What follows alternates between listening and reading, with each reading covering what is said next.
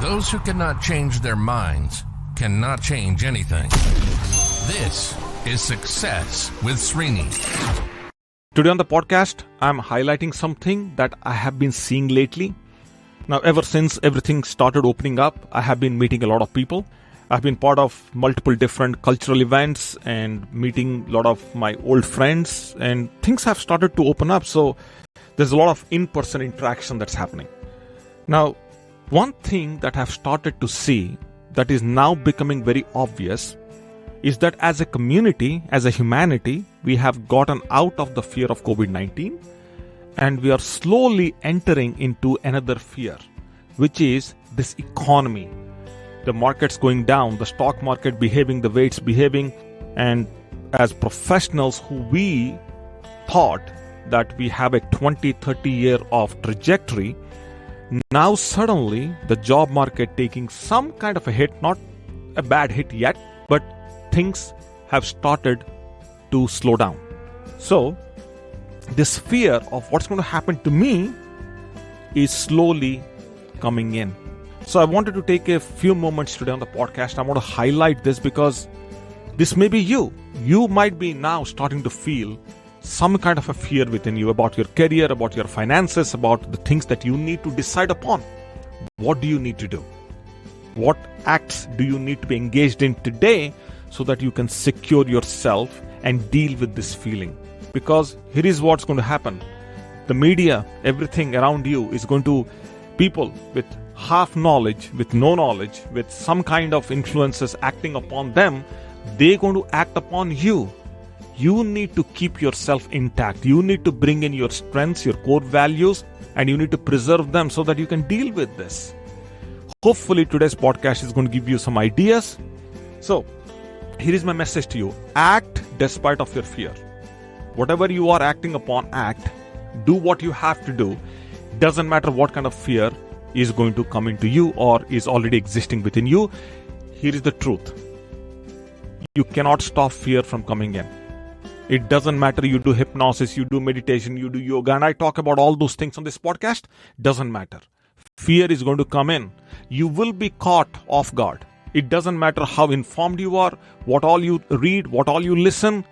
Nobody can become infinitely enlightened. It doesn't work. You could be enlightened in one area of your life. Because you have other areas that are demanding you to be enlightened, there is going to be information that's going to come in. You are not going to be prepared, and hence there is a possibility that you will experience some kind of a fear. It's natural as a human to experience fear. The idea is this. Every time you become fearful, you have some fear. Now that you have the skill, knowledge, information, experience, everything that you have, you are an entity. As an entity, you have a lot of things going for you. Your job is to examine the fear. The idea is not to eliminate fear. The idea is to minimize fear. To minimize any fear, you need to examine the fear. And you examine that by educating yourself, by seeking information, analyzing, collecting data, and then making some decisions. A decision would be your action. See, every time you consume information, there is a possibility that you lack. The idea of this podcast and all the information I'm sharing here and many other people through their podcasts, any educator, any informer, every time somebody consumes information from an educator, from an informer, there is a possibility that eventually that individual is going to act on that information. It doesn't matter how structurally you are going to act, but you will act on that information. The brain cannot stop itself from acting. If I talk to you about go exercise every day, I'll keep on telling you to exercise, and you keep on listening to me on that message that go exercise, there is a possibility that you will exercise. So information that is collected, that is thought upon, that is researched, the brain will act on it. So there is an action that's going to happen. The action is to minimize that fear. So as long as you are aware that every action that you are taking is to minimize the fear, guess what's happening? You are consciously preparing yourself. You know there is fear and you respect fear. It's okay.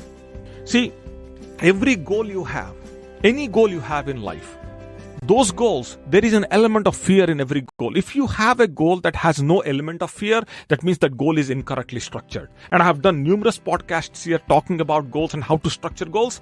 There is an element of fear. There is an element of fear right now in whatever you are doing or whatever you are not doing.